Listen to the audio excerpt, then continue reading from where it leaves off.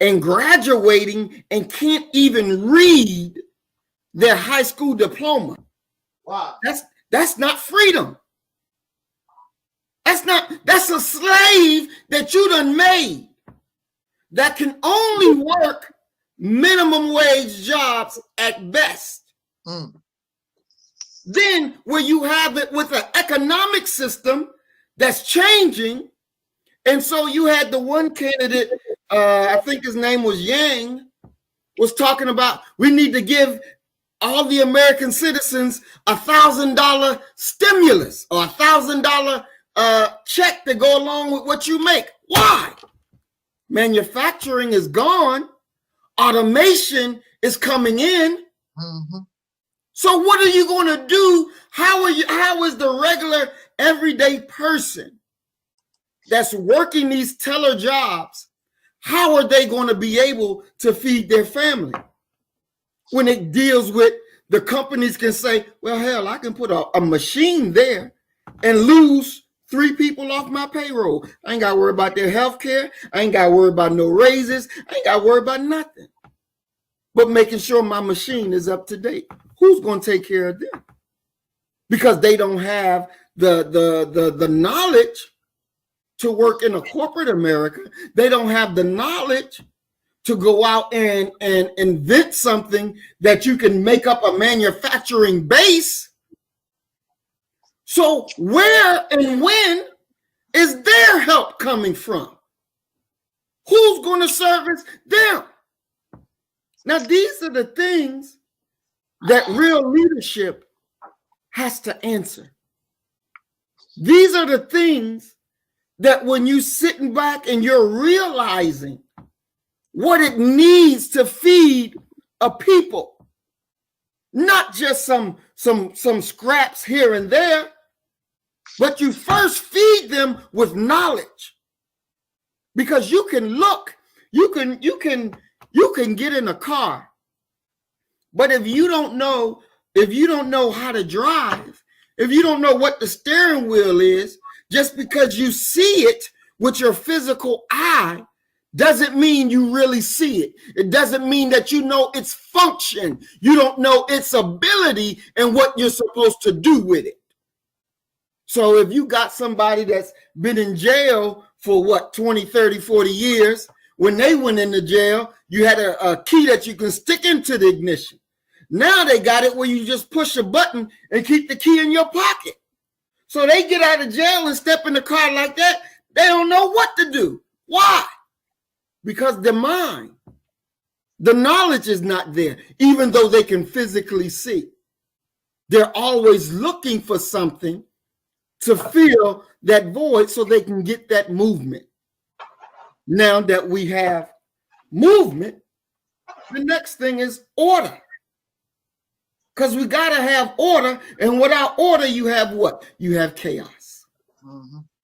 So we got to figure out not only the employment, but how to feed, how to grow food.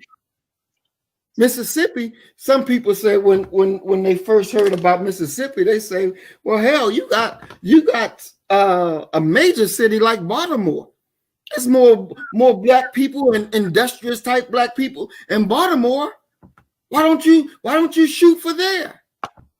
You ain't growing no food in Baltimore. You ain't growing no food. And then you got too much back and forth. Because you got to be able to plan and prepare for the day of onslaught. Because there will be a race war. Ain't no ifs, ands, and buts about it. Every time they kill us, what is that thing they're saying? Because they want to go ahead and do what? They want to go ahead and start the race war. How you going to fight a race war and you ain't got no hospitals? Where you going to go? Go right back to the enemy's hospital? And you think this is the way we're going to win? We got to mature now and understand that we are on deck. We are on deck. So we can't go back and complain about what Martin did, or we can't keep talking about what Malcolm did. We can't keep talking about what Marcus Garvey did. Now we've been taught, right? What is the evidence of the teaching? What is the evidence that we've been taught, right? The evidence is that we take that knowledge and put it to use, put it to an exchange, and produce a product. And without a product, you can't say that you've really been educated. Without a product, you can't say that you really got a master plan. Not without a product. So we got to do what we got to do. We got to take Mississippi. We got to take Mississippi. It ain't a joke. It ain't a pastime. This is real life. I listened to our sister Noble as she was opening up and she was expressing the reality that she sees. Now, I don't see the reality like that. But I can tell you, Sister Noble, that we work every day to construct a reality based on freedom, justice, and equality for our people so that they can understand the time and what must be done and break away from that slave-making religion. Because that is one of the most damnablest things, that the enemy give you their religion, give you them to worship them as God.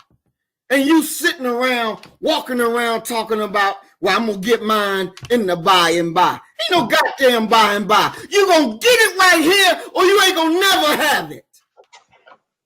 That's the way it got to be. You got to have the actual facts. And anything less is just not going to work today. No more smoke and mirrors. Any more playing nice. This is wartime. And we got to do what's necessary. And if we don't do it, then what? Then what you were saying is untruthful. Now, we all know, and I'm going to rush this up, but we all know the Nation of Islam teaches that God came in the person of Master Farad Muhammad, July 4th, 1930. Now, this is over 80 years ago. We're over 80 years. What is the movement of our people? Or better yet, what is the movement of the Nation of Islam? All right, we got to be critical. I'm not jamming nobody, but we got to analyze where we are. Because if we say God came in the person of this man in 1930, and we in 2020, and we still bagging the same cracker, we're still dealing with the same situation, then we gotta ask ourselves, did he come, and have we done by the information that he gave, did we do right? We gotta be able to ask these questions. And in truth, we did not do right. Because Operation Exodus or B1 Mississippi should have already been done. Yes, that's right. It should have already been done. But it hasn't. Why? What has stopped you from the movement? Because you have gotten comfortable. The lessons say Master Farad Muhammad saw himself pushing the Fords and the DuPonts and the Rockefellers in a lake of fire. And the believer will sit back and say, well, I'm going to wait to see Master Farad Muhammad do the pushing. And I can cheer him on doing the pushing. And you still suffering. See, you misunderstand the teaching. The teaching is not for you to wait for somebody else to come and do it. The teaching is for you to get out there and do it. Right. And by you doing it, then you see Master Farad Muhammad doing it. By you taking, Brother Taalik, by you taking on the Exodus and moving forward, that's the work of liberation. That's the work of killing the nigger. That's the work of making them free. That's the living embodiment of the teachings of Master Farad Muhammad if God came in his person. And I believe he did. And that's why we are not waiting to see nobody push. We're out there pushing. But there's a problem with our people. We suffer from anxiety, worry. What the white man gonna say? What the white man gonna do if you talking about going to Mississippi? That white man ain't gonna let you. Right. But goddamn, coward! Why you always want to put everything on what the white man gonna let you do? Are you a man or are you a faggot? We gotta just be real. Cracker ain't gonna stop you. But if you want to suffer anxiety, if you want to always be a slave, then you'll have no movement. So I'm going to say, dear brother, I thank you for having the vision, having the forethought, and having the courage. Because even when you sent me your email, it wasn't like we were on best buddy terms. And you sent it anyway. And when I read it, I said, excellent. Yes, sir. Let's do it. Why? Why? Because I knew it was right. I knew it was right. And so that made an obligation on me to pick up and do. And I thank you, dear brother, and I thank you that you're taking your obligation and you're bringing it forward, and you have not given in. You have not let discouragement stop you from doing and growing into the position and into the person, the man that you're growing into becoming. And because we're all still growing into that role that we should be doing. So I thank you and I salute you. And I turn the mic over to you, big brother. Thank you. Brother Taalik. Thank you so much. Thank you so much. I want to give all of you a round of applause. You in the chat room, give this panel a round of applause, okay?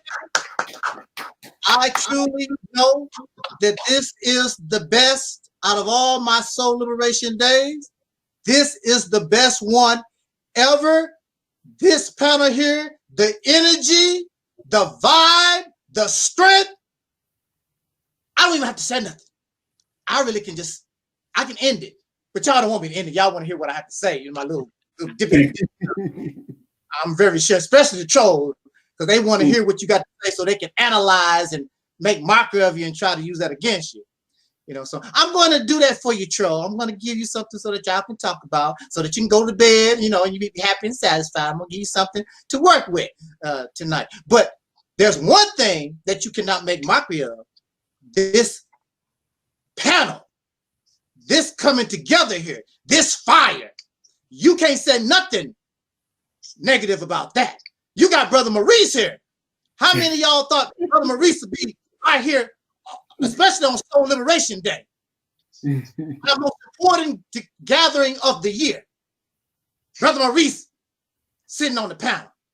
Brother Maurice is the one introducing me. That's messing up y'all mind, ain't it? Yeah, it's all messed up. Well, see, you don't understand. You're immature, just like the brother said. You're immature. You're comfortable Negro. You know, you're just looking for entertainment. This is not about entertainment. We're gonna talk about that. My brother Omar on the panel. I just met that brother. What? Less than a week, I believe. Talked about 4 hours. Brother had me with tears in my eyes. The wisdom coming from him. Oh man, I lost my sister Noble. Sister Noble, your device is not connected. We'll get her back in. Oh, there she go. But gotta have my baby case, Sister Noble. Gotta have her on the panel. I don't feel comfortable Yeah, there she go.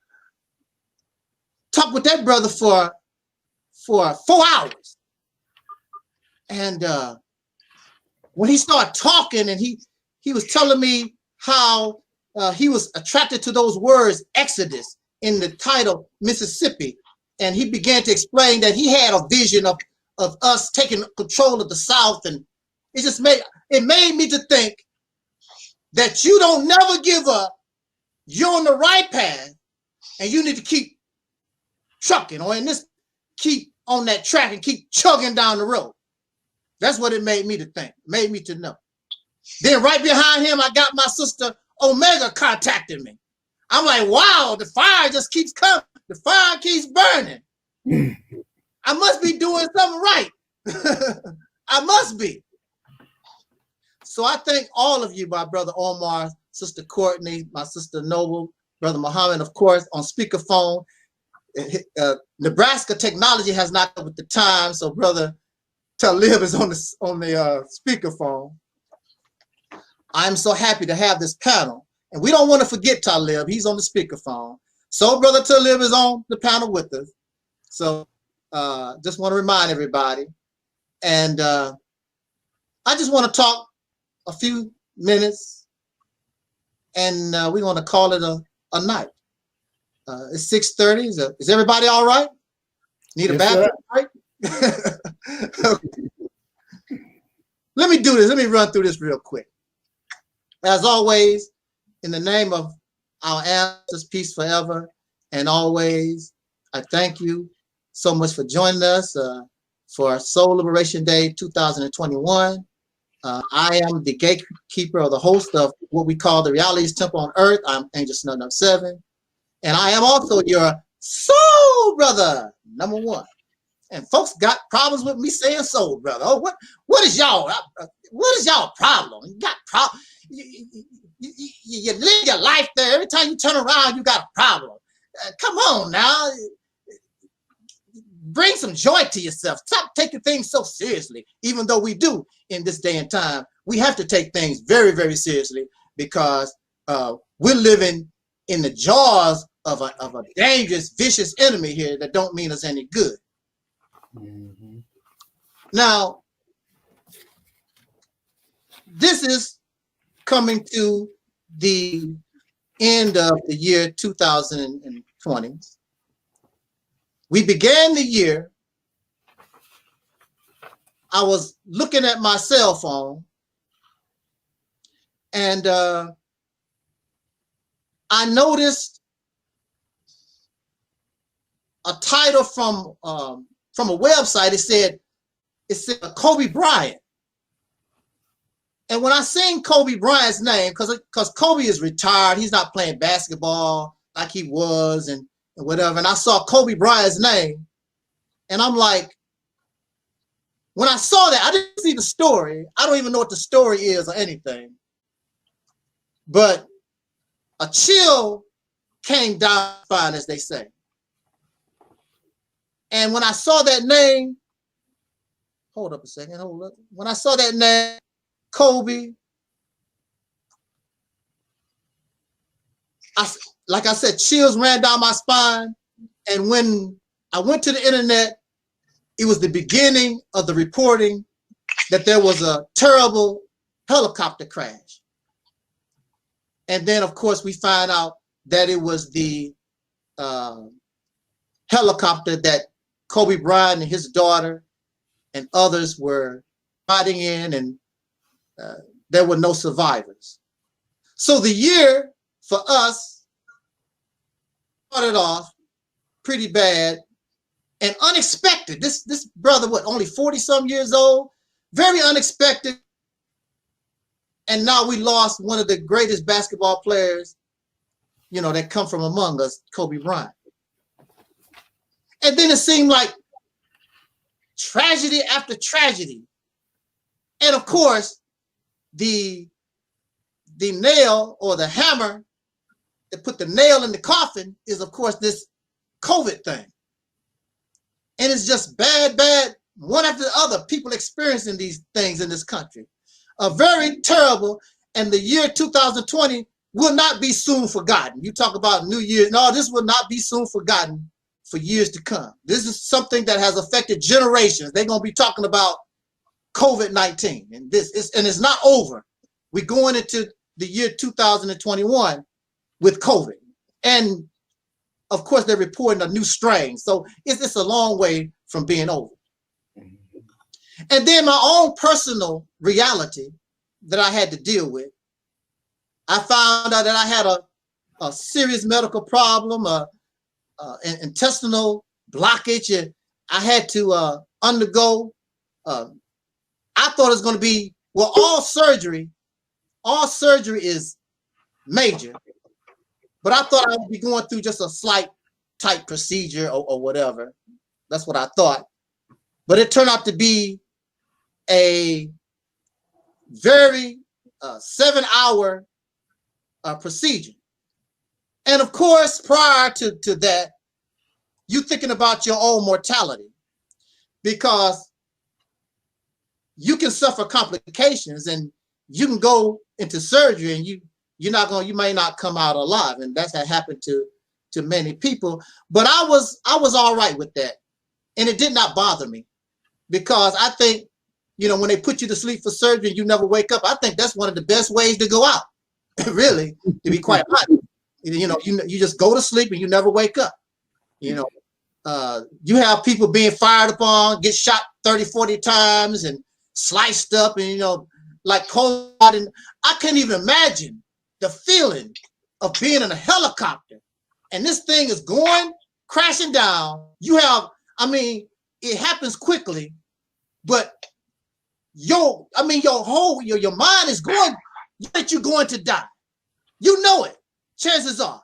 Or you're gonna be so hurt up you wish you was dead. It's terrible. That's a terrible thing. And so I'm thinking about my own mortality. And then of course, after all that time has went by, I met my brother Omar and we talked. And I don't know how long I have left on this planet. I don't know. None of us know how much time that we have left on this planet. But since I do have an idea that is sooner than I might think, I have an idea some of us don't know. I want to say I got in contact with Brother Maurice because he reached out to me when he found out that I was in the hospital, and he said to me in a mail, email, Facebook, Messenger, I forgot which one, but he reached out to me and he said, I did not know that you was in the hospital. I could have come to visit you and all like that. What can I say? What can you say when a person shows some type of caring when you have those who wishing they're dead? They're happy that you are in this condition.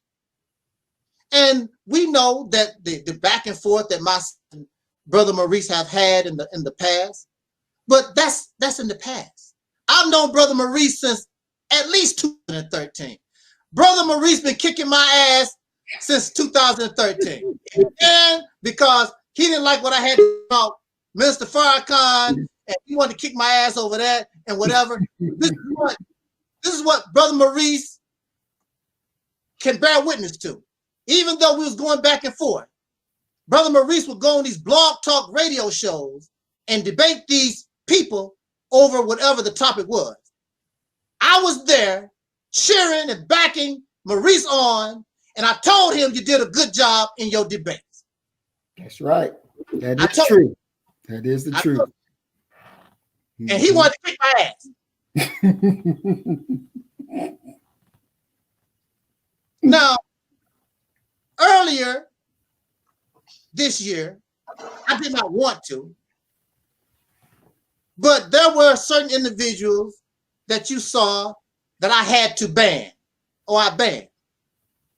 Now, you would think Brother Maurice would have been on that list, but you see, Brother Maurice never was on the list, and a whole lot of other folks you thought might be on that list. And I want to explain why they made the list and others did not make the list. Again, I'm going to stay with Brother Maurice because Brother Maurice is here. And Brother Maurice is here to defend himself or say that I'm a liar, call me a liar.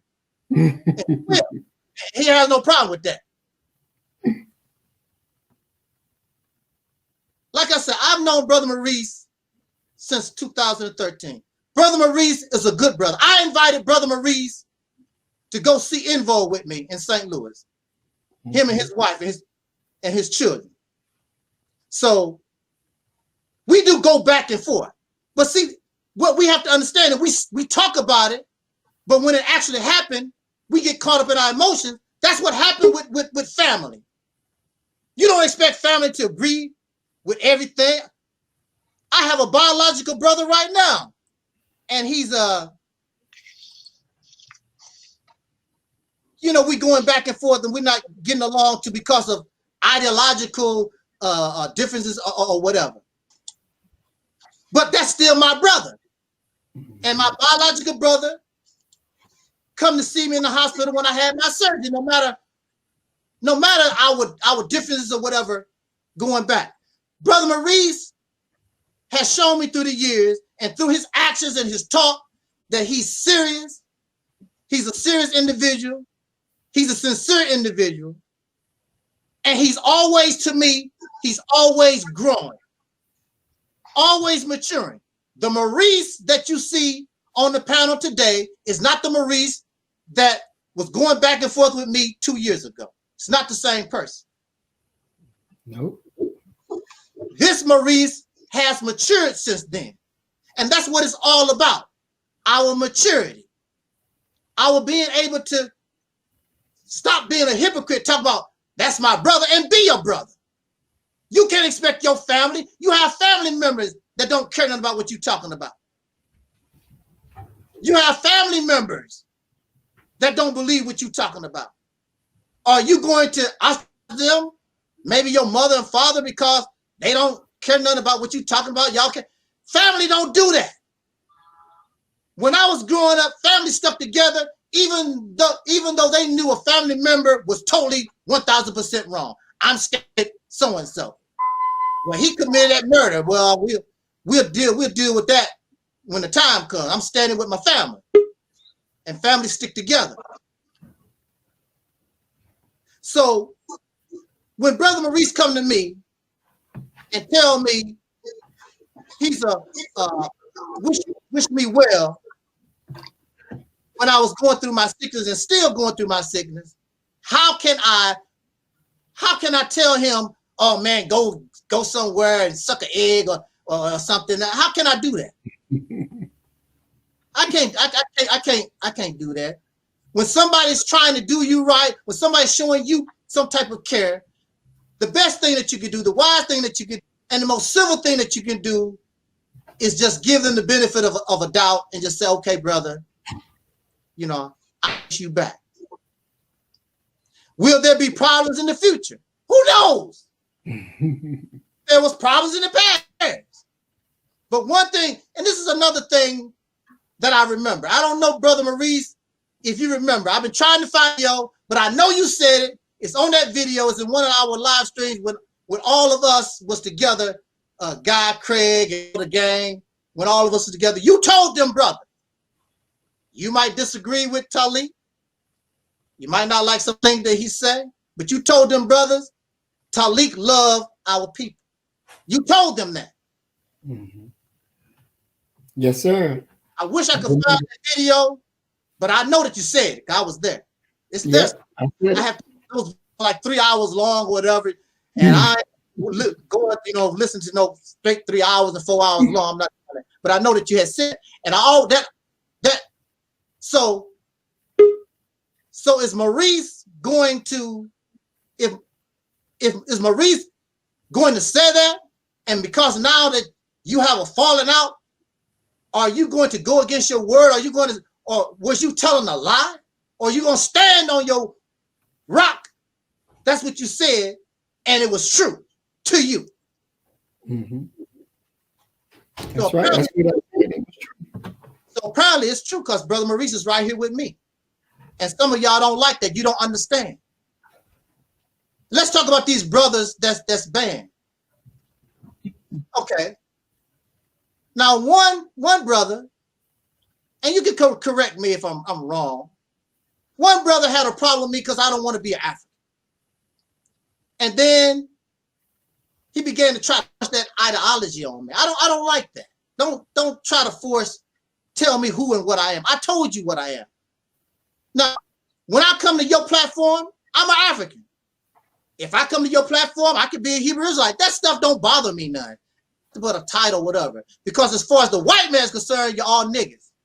Mm-hmm. So it don't make no difference. Mm-hmm. Y'all a bunch of slaves, bunch of Pharaoh slaves that need to be exterminated, as far as he's concerned. So all those is la-di-da stuff that don't mean nothing anyway, because you live in another man's land and he dictate you who and what you are. I don't care what you say out your mouth. Because you want to go back to Africa, you got to go to him for your passport. And you're going to identify yourself according to what he understands and what he knows, not about what you're talking about. That's just facts. So you have a brother that he gets angry because I refuse to call myself an African, and then he comes on my page and tries to make mockery of the Mississippi campaign, and then he makes mockery of Sister Noble, calls her a mammy, and makes mockery of Brother Taalik, how he talks or whatever. That's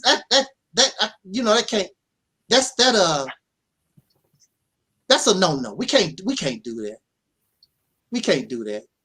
And then the straw that broke the camel's back is that when he started flagging my channels down and almost succeeded.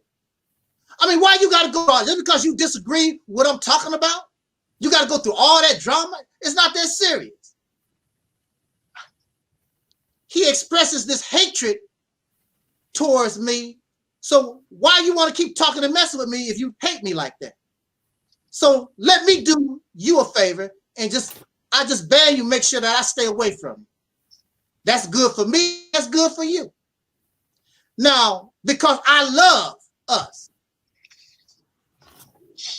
I can open the door because I love us. I don't hold grudges. Because if I held some kind of grudge, Brother Muhammad wouldn't be here. That's right. I don't hold grudges. I don't hate nobody. I don't go around trying to start trouble and problems with nobody. But this is the reality's temple. I got to keep it real. I got to say how I feel. Otherwise, I'm fake. Mm-hmm. Now, just because we cool, does that mean I have to back down on how I feel about certain ideologies and beliefs because we cool? We cool, but I still have this viewpoint of this ideology or this belief. But you don't want me to talk about it. You want me to be quiet and sit. But I'm not being real. I'm being fake because I don't want to piss you off because I want to have this relationship with you. It's a fake relationship. It's a fake relationship. That's right. I cannot express how I really feel. Mm-hmm. So why do you want a fake relationship? Now, I understand how I talk. And I talk about religion, and I talk about pro-blackness. I can talk about black furs. I talk pretty bad, sound really bad about certain things sometimes. I understand that. But I don't know how to express myself. I try to be as civil and nice as possible, but when I'm talking, I have to be me. Why can't we, if we disagree with whatever, how come we can't just say, oh, that's Taalik, you know how he wrote? Because we all supposed to be on the same page. Despite those ideological religious beliefs we're supposed to be against one enemy. All that other stuff we can deal with, just like what the sister said or one of the panelists said, you can deal with that after you become liberated. Because all that stuff, nothing as long as you live in another man's house, getting bent over. That don't mean nothing. So what? So I don't think I'm in the wrong. I'm in it because we was talking about separation and an exodus and divorce. Sometimes it's good for not to interact. If you feel that way with me like that, then your best bet, just like Dr. Neely Fuller used to say, it's best that we don't interact and deal with one another, because it's just caused a serious problem. Dr. Fuller Jr. said that the once called Negro, we shouldn't even talk to one another because we can't get along. It just makes the problem even worse. So why even talk to one another? Be civil, and we can't discuss. We're supposed to be adults and cannot have a civil discussion. Somebody got to get him. And this is another thing. Folks start calling me Coon and Uncle Tom and all these different names, and telling me what I believe, which was not true. I don't advocate certain things. So when I start fighting back, I have the self-defense. So when I start fighting back and call them a sewer rat, and I forgot what else I was saying, call whatever, they get all upset. Wait a minute. You can call me a coon, and you can call me Uncle Tom, and you can call me these other names, but I can't fire back at you. I'm supposed to sit back and take it. No, I'm not. I have the self-defense. You telling lies on me. I don't advocate this. So I have a right to self-defense. What's wrong with that?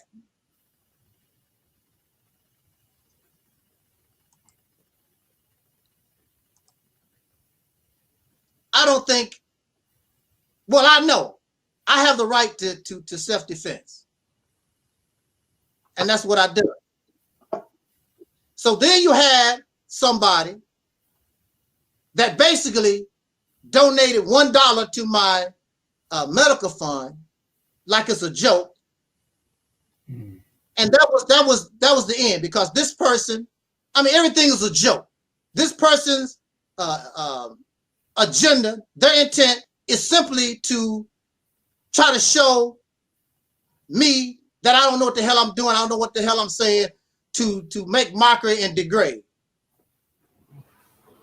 And you're going to send me $1 to my medical fund. It's a joke. It's not funny. 7 hours of surgery is not funny. Going through illness is not funny. And pain, it's not funny. So I know how you feel about me, why you want to be around me, and you don't like me like that. You need to go on about your business. And then this person flagged my channel. I know because I know for sure because I got the copyright notice. So I had to let that person go. Now, the last person, as you see, I'm not mentioning no names. The last person I'm sort of funny with, because I could see deep down inside that he's a good person. The brother recognized me when I was all raggedy in my truck driving clothes. I mean, I didn't have no, didn't shave for days, oily smelling diesel. He recognized me from years. I ain't heard from this brother in years.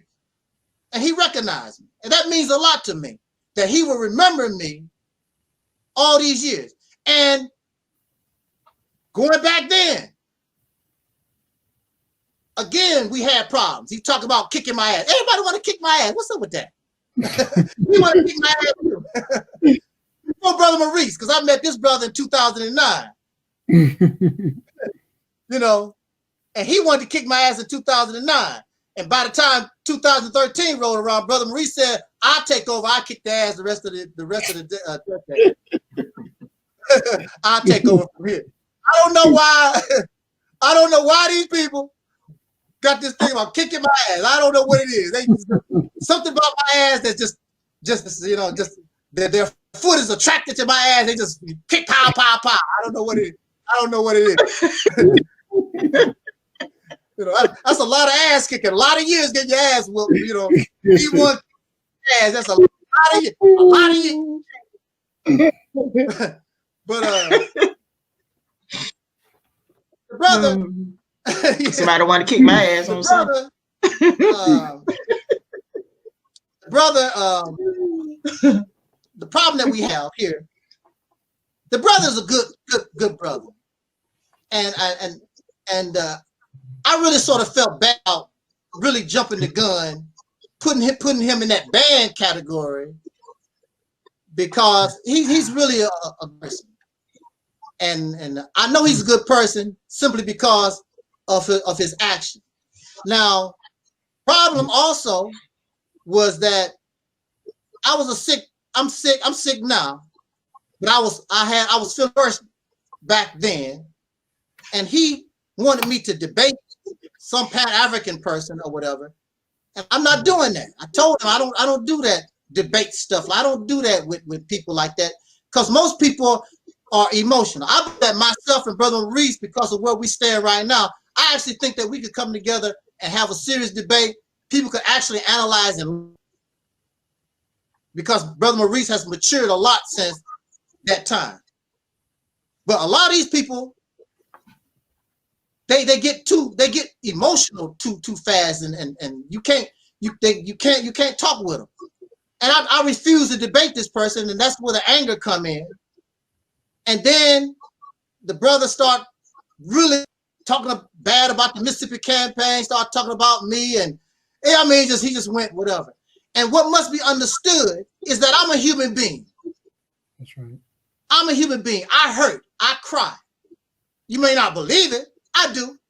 I hurt. I cry. My feelings get hurt, and things of this nature. This is something that Michael Jackson used to talk about. You know, the things that in the media or whatever.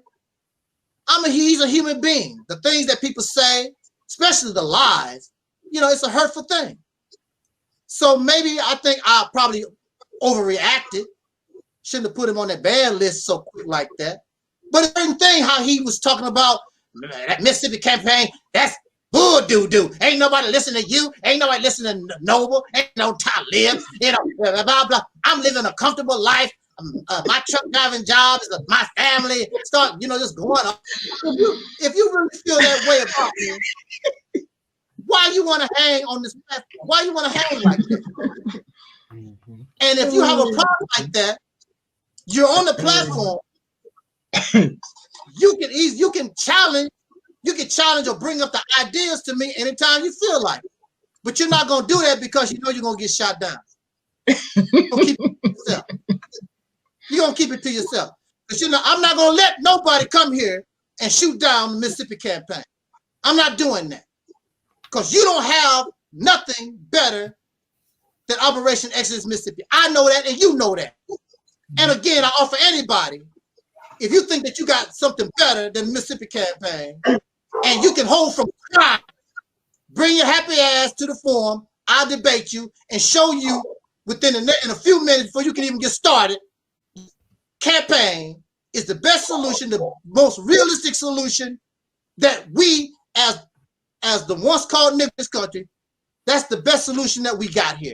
Whether it's the Mississippi Initiative or whether it's Operation Exodus Mississippi, it don't make no difference as long as you take control of something. You don't run nothing. No neighborhood, no city, no town. Y'all don't even run your house. Your children run your house. That's why you buy them damn $500 Jordan.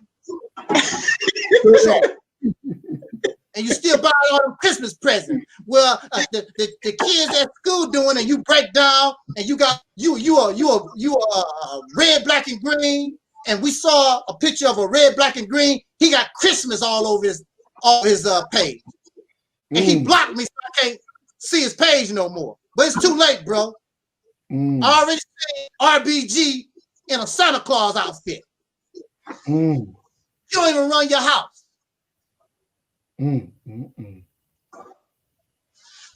So I have feelings. I'm not perfect. I make mistakes. I never come on this platform and told you that I'm perfect. I never said I'm perfect. I don't mistake things of this nature. I don't say that. I never tell you that I'm some type of Christ or Messiah.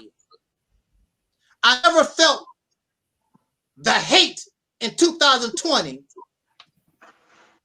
towards me. I've done to these people, except be me. I have a problem with religion. I express myself. I have a problem with spirituality. I express myself. I have a problem with a lot of this pro-black, pan-African, blackity-black. I have a problem with things. If you can't handle me having a problem with it, you shouldn't be around me. You can't take it. Because I'm going to express myself, me. Because if I'm not me, I'm fake. And why you want to be around somebody that's fake? I'm going to be me. And if you can control your tears and your emotion, we can have a debate the issue. But see, I don't really like debates because when it's all said and done, you still going to believe what you believe. You're not going to change mine.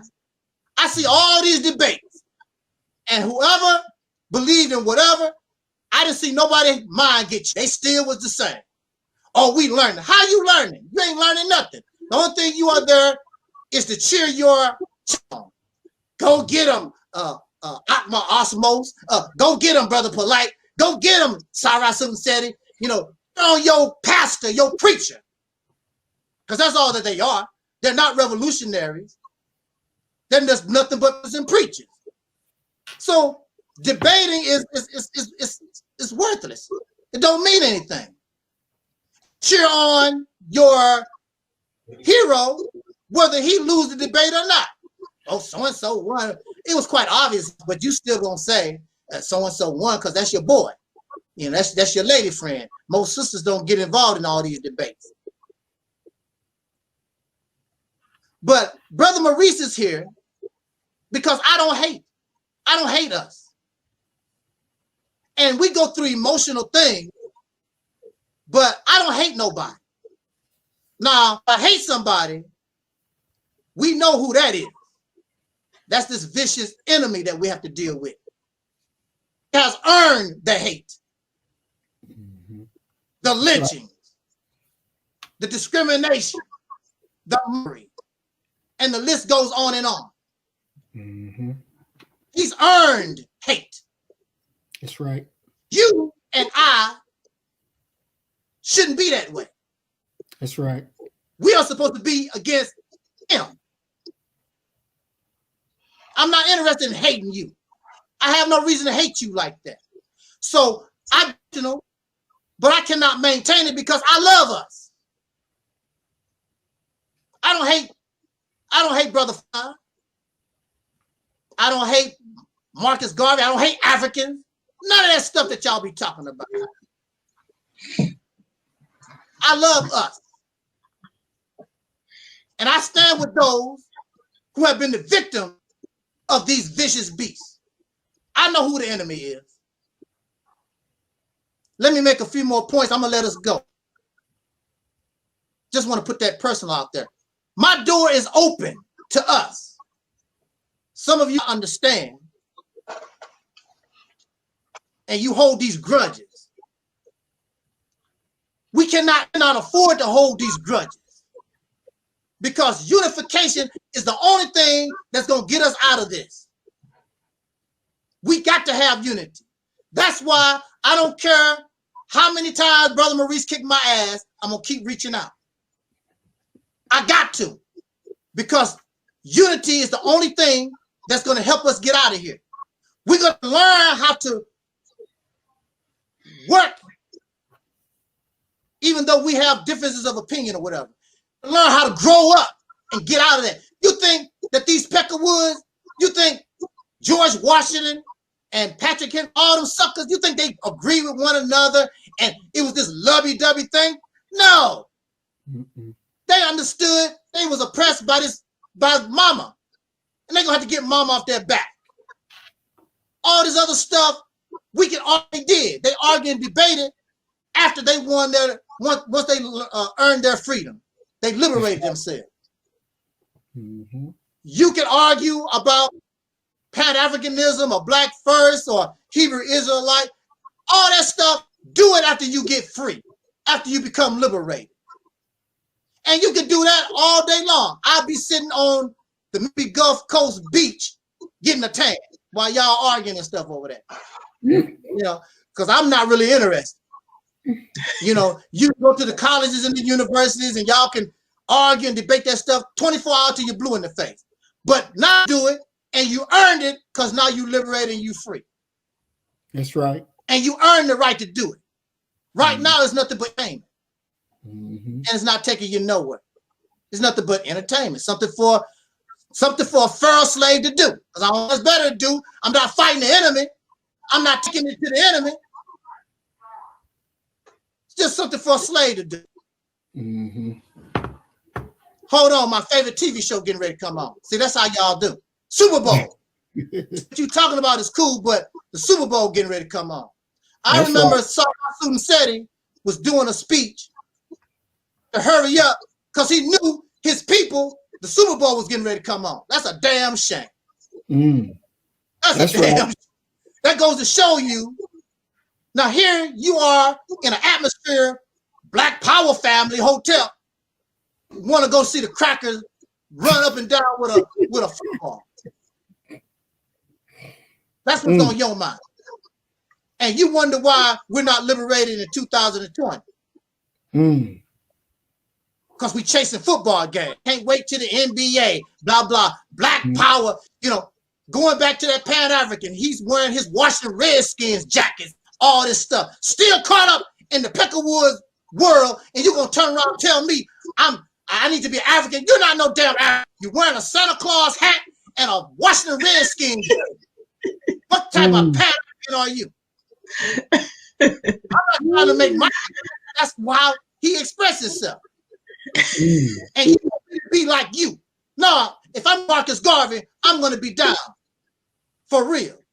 Matter of fact, I'm going to be so down, I've probably been in jail over the stuff of that.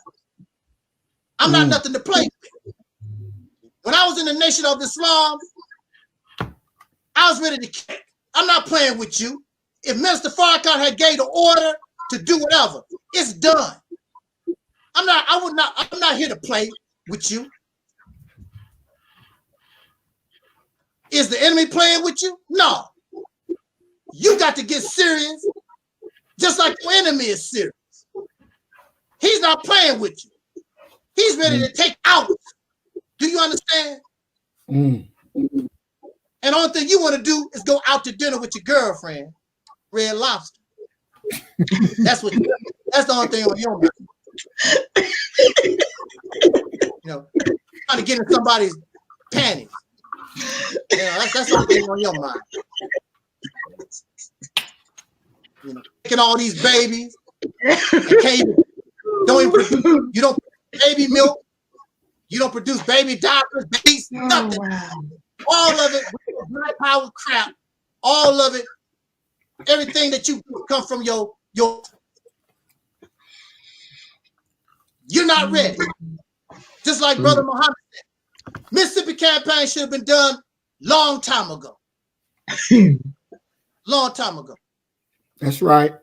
Do you know why the Mississippi campaign exists? Do you know why Angel Snub Nub 7 exists? Come on now. The reason why I exist is because of the failure of those prior to me. That's why I exist. Because if you were successful, or if what you're doing was actually making progress, there will be no need for me to show up. But you're missing something. You're lacking something. You're staying in the past. I was talking to Brother Omar. Stay too much in the past instead of dealing with the present and having vision for the future. And the Mississippi campaign has all those components. Every component that you need to be successful is in the Mississippi campaign. Operation Exodus Mississippi campaign, the full title. Exodus, you need to lead. Campaign, because you are at war. This is a campaign. You need to look at Mississippi like you're going to war and we getting ready to take over these towns and these cities. We taking over this country. Go ahead now. Taking control of the country. I want to get that straight because they like to use words against you. What you mean take it over? No, we want to take control. We want to take control of it. Really, it'd be the same thing because we still took over, but you know, just for the sake of language. What you mean take over? Want to call you a domestic terrorist and all that other crazy nonsense. Exactly. So that's the reason why. The reason why Brother Marie exists. And he was attracted to the Mississippi campaign idea because it's time for a change, a new strategy, a new way of looking at things, doing things. That's right. Things are good. You can incorporate those ideas, but it has to be under one umbrella, one army, moving forward in one time. You see how armies march? The soldiers don't, this group of soldiers go this way, and the other one go that. They march in time together, in rhythm. That's right. And that's what happens with the Mississippi campaign. You come together under one umbrella, you march in time, in rhythm. One goal, one purpose, one destiny, one plan. You put all these factions together under one umbrella and move forward. If you lose, you lose. But if you win, you win big. You win big. We do it together. Win or lose. That's right. But you do it together. And you can say, I honestly made an attempt to do this. That's right. Now, we haven't evolved. So, Liberation Day, because that's what we need. Liberation. You should want that. Aren't you excited? Right. Aren't you excited? No. Yes, sir. No, they ain't excited. They ain't excited about it. Because just like the brother said, I'm sorry, y'all was all, I was listening to so many people, I forgot who said it. But they're comfortable in this oppression. They're comfortable in this oppression. So how can you be excited about liberation? Liberation means work. That's right. And you don't want to do a whole lot of work. You want somebody else to do the work for you. That's why Jesus will fix it. Yes, he will. Jesus. Come on, Brother Muhammad. Come on with me. Jesus. After time. I was in church with Sister Nova doing that. Jesus will fix it. Will fix it. I was doing that. That's how they do it. Waiting on the mother plane. Waiting on somebody to come and do something. It's not going to happen. It's not going to happen. It's on us. That's right. A man put us in this condition. It's going to take men to get us out of the condition. Your problem is you're not a damn man. Go ahead. And people get on my case because I talk about black men. You put black men down and soul brothers down, blah, blah, blah, blah. No, I'm trying to lift you up, get you to show you that you're not a man. You need to work yourself to get back to that. If we was men, ain't no man want to be a slave for nobody for no damn 400 years. Come on now. You had to be broken. That's right. And the reason why you still broken, because you're not a man. Because a man is not going to sit around here and continue to have babies in his oppressed house, and your wife and your children know that you're not really the provider. Another man is doing the damn provider. That's right. We don't produce food, clothing, shelter, electricity, gas, nothing. It all comes from the peckerwood. You should be embarrassed as a man. A man don't want to live in another man's house. Here you are living in this country. It's not, you're not an equal. You don't make no laws. Come on now. You don't make no policies. You just hear. And you complain. Well, my son, how come I didn't get an extra biscuit, Mouse? Because I don't give you no damn extra biscuit. That's why. That's why you didn't get an extra biscuit. That's all you can do. No justice, no peace. How long we been saying? No justice, no peace. And you got those old signs back in the day. Remember, you put the sign over your shoulder telling I am a man. Come on now. Why you gotta put a sign on you telling I am a man? You don't know? They don't know that's what you are? Come on now. Have you ever seen a lion have to put a sign telling I am a lion? Oh, you're gonna find out. Oh, you're gonna find out. If you don't believe it, you're gonna find out. That's right. I had to put on no damn sign. That's right. When I was locked up with them Peckerwoods and they was dealing with me, I didn't have to tell them who I was. Come on. They found out who they was dealing with. That's right. I didn't have to put on no sign. Go ahead. And even though I lost a lot of years, yeah, they kicked my ass like Brother Maurice and Brother Gary, whatever. They kicked my ass for a long time. When it's all said and done, I whooped them, embarrassed the hell out of them. That's They right. told me it can't be done. You can't get out of here without our permission. Wrong. I used your law and got out. And there's nothing that you could do about it. That's why I'm telling you, the Mississippi campaign comes from that foundation that you can use the law. Take their gun and shoot them with it. Go ahead. That's where we're coming from. That's Understand, whatever tools they give you, use it against them. That's right. The Panther Party was a prime example, except they didn't keep it going. They found loopholes in the law. Then the Peckerwood turned around and closed the loopholes. Keep finding them. There's plenty of them. Keep searching for them. Keep making that Peckerwood change the law. That's right. Keep them on their feet. Keep them working. Your ass should have plenty of energy because we've been doing all the working for the last 300, 400 years. You should have plenty of energy to do some work. That's right. You should be excited about your liberation. When I present Soul Liberation Day, people talk about, what is that? You should be excited. That's You right. should be happy about it. Being liberated. Your soul.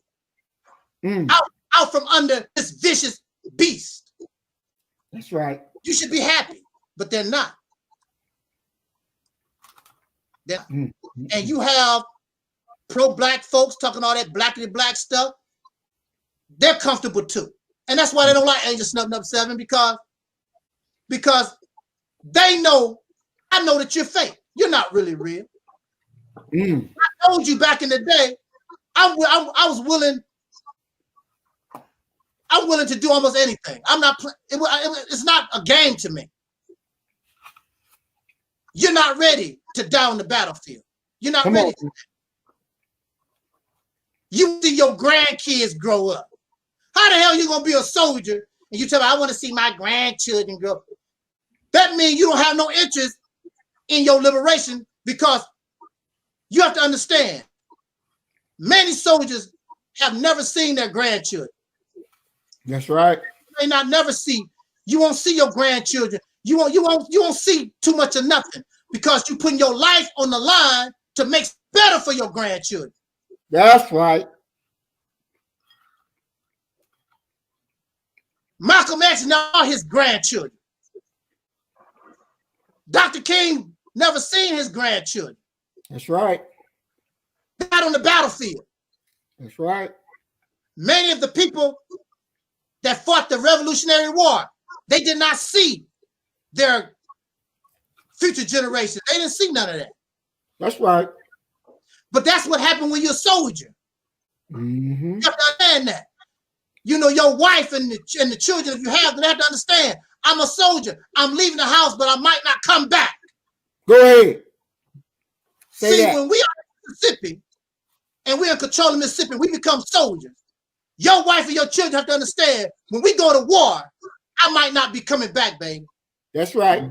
I'm in defense of our nation. That's right. Because that's what it really is going to become, our nation in a nation for real. That's right. Not no title, talk about Nation of Islam, and you really an organization. No, we have a country. We have a state capital.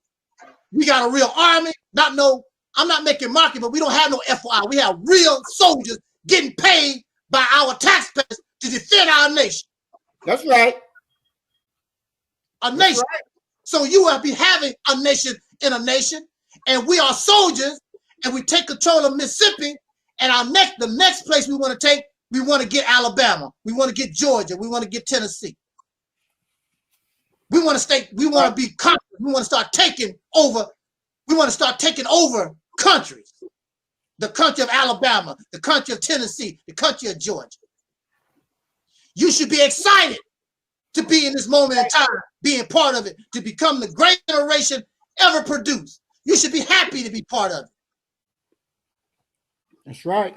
Our ancestors had an opportunity to do it after the Civil War. But the Peckerwoods, as you know, chased them out of the South. Domestic terrorists. They was on their way to do these things anyway. That's right. Not a new idea. The only thing I'm doing, and Brother Maurice is doing, the only thing we're doing is continuing on what they left us, the legacy they left. We tried to do what they couldn't do. That's right. It can be done. It was already being done. That's right. You should be excited. Well, we're doing the work. Yes, you hear people say we're doing the work. We got a lot going on. People tell me, don't mess with Angel Snub Nub 7. He ain't doing nothing anyway. We doing the work. What kind of work that you doing? From 2010 to 2020, if you put all this Black Power stuff together, what have they accomplished? Thousands of followers, lots of money. Put it all together from 2010 to 2020, what have they accomplished? Now you see the leadership riding around in better cars and fancy houses. You see that, but you don't see a lot of activity. Now, since you don't give Angel Snub Nub 7 nothing, you shouldn't expect nothing from Angel Snub Nub 7. Now, the difference between them and Angel Snub Nub 7, you give Angel Snub Nub 7, my conscience bothers me if I cannot produce for you. That's right. My conscience bothers me. I'm not interested in driving around in fancy cars and living in fancy houses and all like that. Because when it's all said and done, that don't mean nothing when you're dead. It don't mean nothing. So what? Said a mouthful. It don't mean nothing to you when you're dead. Those who are my age, around my age, this generation, a lot of us, we might have 20, 30 years left in our lives. All our energy, everything about us should be in the liberation of this generation. That's right. You should be willing to give your life. You already don't live your life. You're over 50 or close to. You already did your thing. You had your children. You drove your fancy car. You got your stupid degree on the wall. You didn't live your life. Now give your life to your people. Say that. Give your life to your people. That's right. Don't tell me that you do all this work. You do all this work, but you have time to make videos and whatever about Angel Snub Nub 7. You have time to make videos about Sister Oval. You have time to make all these different videos. When a person is busy, now I worked in the fast food business. When we got busy, you didn't have time to do nothing except keep buying them hamburgers or whatever you're doing. You don't have time to be talking about, even if you didn't like Charles, you can't talk about Charles. You're too busy slanging hamburgers. That's right. If you're really doing the work, you don't have time to be talking about Mr. Farrakhan didn't do this and Sonetta did. You don't have time. You're too busy doing the work. You're too damn tired. That's right. You're not. So that goes to show me that you're not really doing no work. You're not no real busy person. And you damn sure don't have time to go to Disneyland with your family. And you see a lot of Black folks, that's what they do. They go to, wait, where you going in 2021? How you going to celebrate Soul Liberation Day? I'm going to Disneyland. That's, you know, that's how they going to celebrate Soul Liberation Day. I know men back 2009, 2010, ho, ho, ho, ho, you Uncle Tom, and you're cool, and they talking all this stuff, blah, blah, blah, blah. They talking all this stuff. Now I see them on Facebook. They don't say nothing. Their grandkids in their hand, docile as hell. They don't even talk Black Power and all that kind of stuff. They told me, stay away from coons and Uncle Tom, and I'm still have a connection with the so-called coons and Uncle Tom, and I don't know what the hell they doing. They're not doing nothing at all. On Facebook, rock-a-bye baby in the treetop, and they said, oh, baby. That's what they do. Don't tell me who my friends are. Stay away from Uncle Tom. You don't tell me what to do. And look what they turn out to be. A bunch of lackeys. Want to see their grandchildren. They want to die in peace. I'd rather die have honor on the floor of Peckerwood blowing my brains out. And at least you can say I did with honor. Trying to get mine. That's right. On Facebook, giving your grandchild some damn Similac. That's what the problem with a lot of these younger people right now, because of Similac. Giving, instead of having to be breastfed, giving them damn chemicals out of a can. Say that. That's right. Your damn brain is not developed. Mm-hmm. I ask these guys that want to argue and debate with me and act all stupid. I said, are you breastfed or was you out of a can? They don't never answer because I already know. Mm-hmm. You fed out of a can. That damn Similac you did not get proper nutrition to your brain. You don't have it all upstairs. That's right. I'm a breastfed baby. I got plenty milk. I don't go crazy. I don't go crazy because someone pull out her breast. I seen plenty breasts. So what? Come on now. That don't excite me. You know what excites me? It's just like Brother Muhammad said. When we walked to the steps of Jackson, Mississippi, and said, this is ours. That's right. That's what excites me. Not That's no right. breast and a damn thong. Mm-hmm. I mean, it's nice to watch sometimes. But that ain't my thing. I could care less. Mm-hmm. That's not top priority. Exactly. You got breasts and a thong, but she's a slave. Come on. Living in another man's country. So what? Come on. Wow. You ain't gonna be doing that in our country. You're That's gonna right. learn how to be modest. And ain't That's no thongs, right. ain't no thongs and showing all your stuff like that. I'm not expecting you to dress up like no garbage bag or nothing, but we don't do that. You need right. to cover themselves. You deserve better than that. That's You're right. Clothes on. That's right. And a woman in our society will be put on a pedestal Yes. and be protected. That's And our right. children protected. You sex traffickers, if we catch your ass, when we take control of you, you don't have to worry about no court dates. Sure don't. The only Sure thing you Yes. is the Mississippi River. That's right. Yes. What Yeah. happened to us though? We don't know. We just found a body in Mississippi. The Georgia Mississippi Bureau of Investigation ain't gonna investigate a damn thing. That's right. We take control. A proud people. You're gonna change your ways so that you can demand respect and be respected. That's right.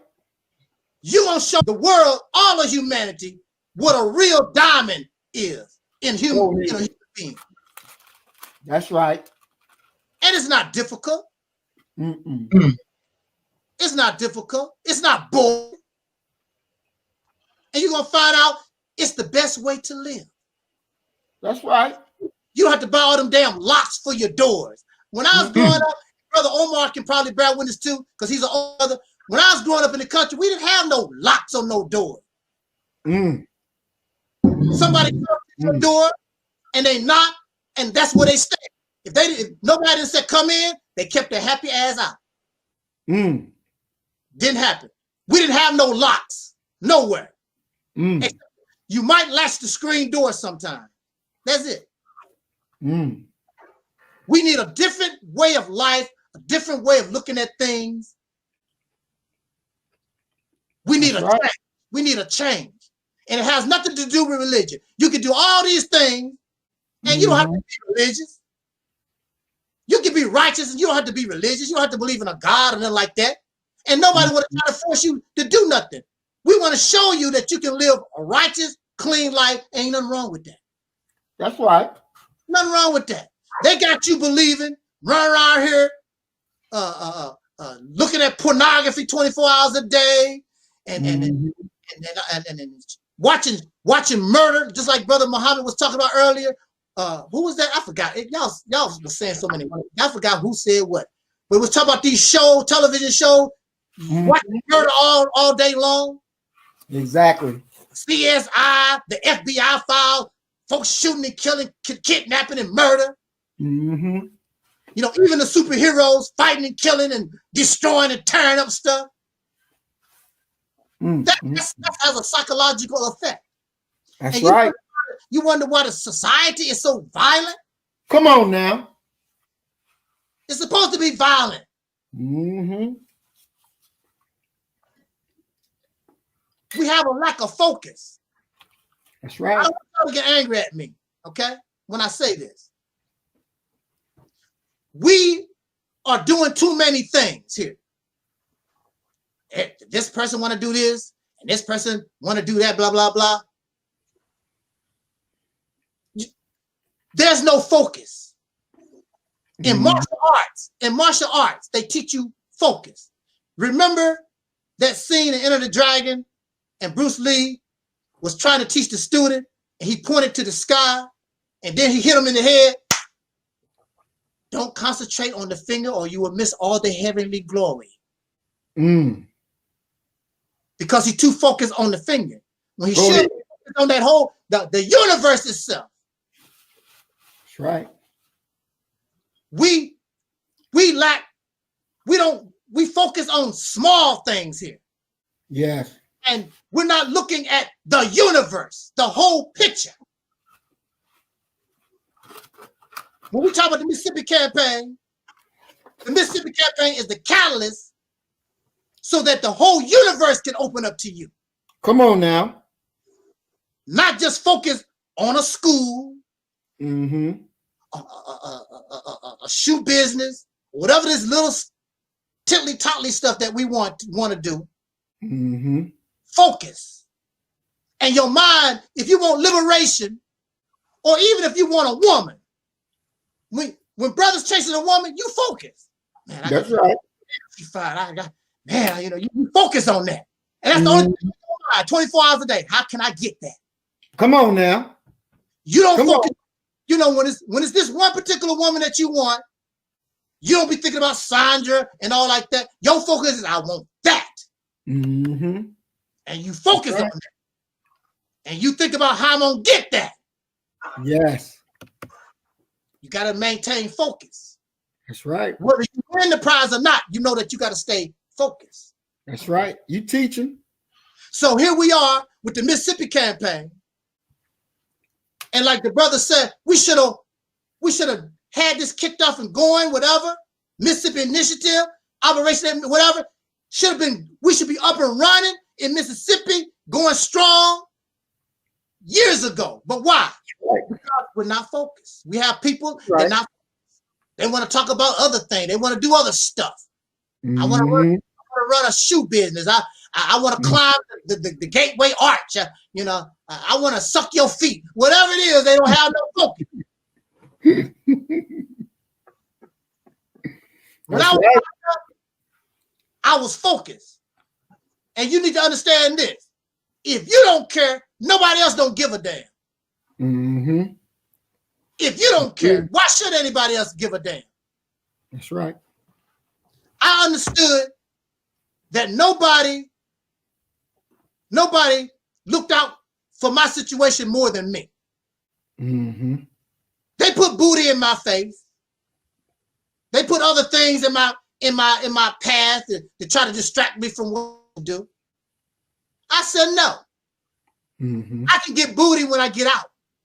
Go ahead. My focus is getting out. Mm-hmm. That ain't nothing to accomplish. I need to get out of here. That's right. Had to stay focused. Always in my room, reading law books. Always in my room, writing. Mm-hmm. Focus. How I'm gonna do this? How I'm gonna get out of here? If this don't, always trying different things. Well, if this, I'm ready with something else. Mm-hmm. See, you have to be flexible in your thinking. If you're driving and there's a roadblock, what you gonna do? Go through the roadblock? The reason why the road is blocked is because of construction. Come on. Something is wrong. You can't keep going. That's Because right. the road is blocked. We have ability where the road is blocked, and we still think that we can keep going forward. No, you're gonna fall off the cliff. That's You're right. gonna move to somewhere and have a serious problem. You have to change direction. We don't want to change direction, but that's what we're gonna have to learn how to do. I understand that's the way that my granddaddy, that's the way he went, and my grandmama went, and my great but the road wasn't blocked when they was doing it. Right. You got to go differently. You got to have a change of direction. You have to learn how to be flexible. Mm-hmm. Lack of focus, because you want to do too many things. That's right.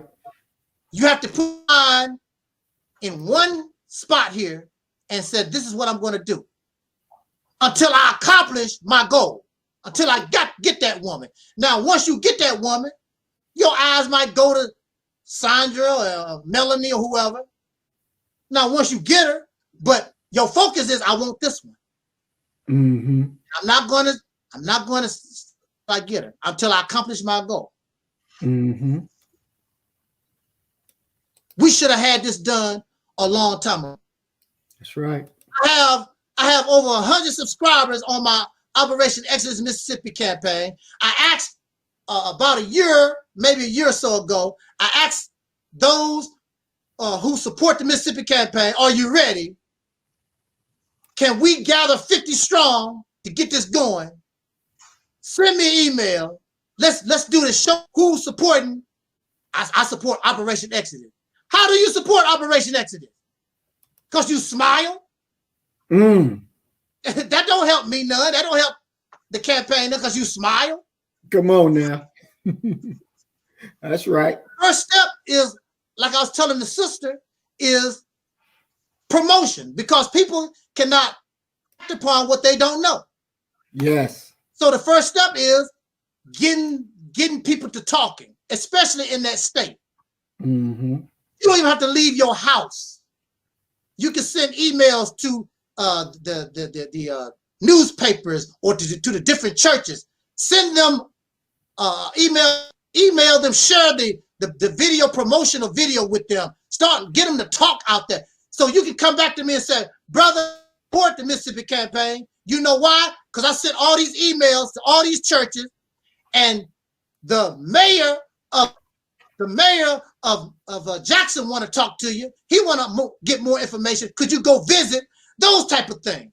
That's support. That's support. That's right. When you put action behind your work. That's right. You're not supporting me. Now, if you don't want to do a damn thing, then you can donate. You don't want to do that either. You want to be stingy and keep that in your pocket too. Well, if you don't want to do the work, then don't those who want to do the work. Come on now. Say that.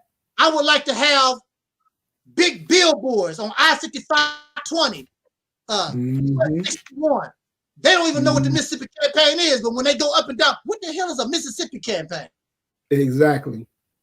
They go on the internet. Let me look that up on Google. Let me Google what Mississippi campaign is about. Mm-hmm. Big old billboards with my bald head on I-55. Brother Maurice on I-55, I-20 going east. Mm-hmm. What is a Mississippi campaign? Get the people to talking. That's right. That's what we need. So if you support, I can't use a smile. Need your hands behind a computer screen. In the end, we need money, because they're not going to give us no billboard like that for free. That's right. It's not going to happen. Mm-mm.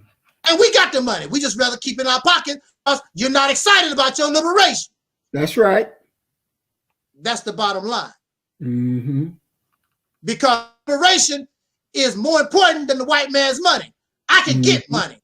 Matter of fact, I can put value on money when I went to power. Mm-hmm. Not worried about that.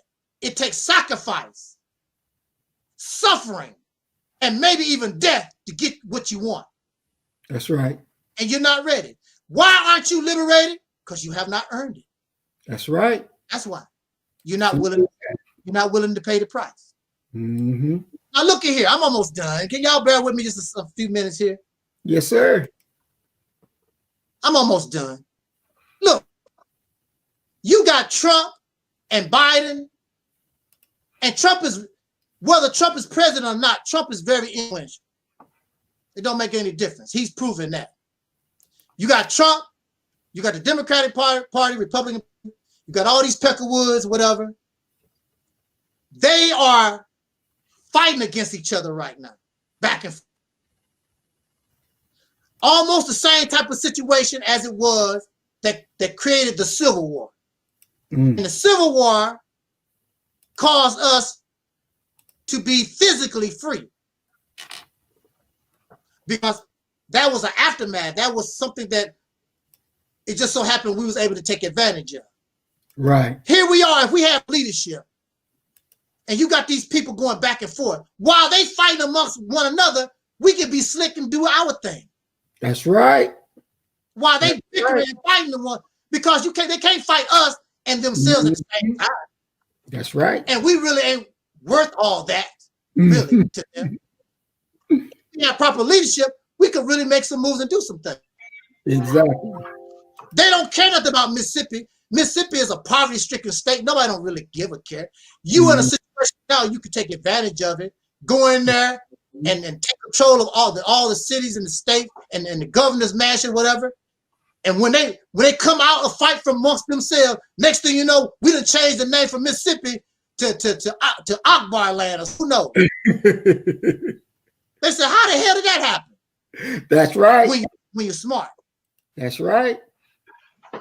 Take advantage of them while they doing their thing. But we don't have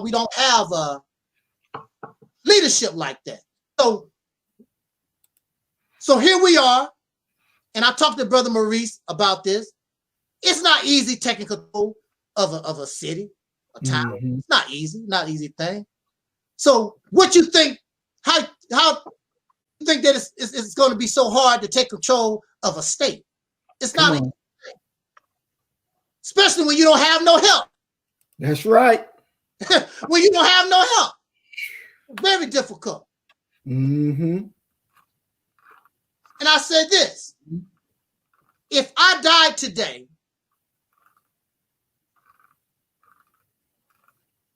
I have no legacy. There's nobody that's going to step up and take my place. Nobody. So once I die, this thing called Reality's Temple is done.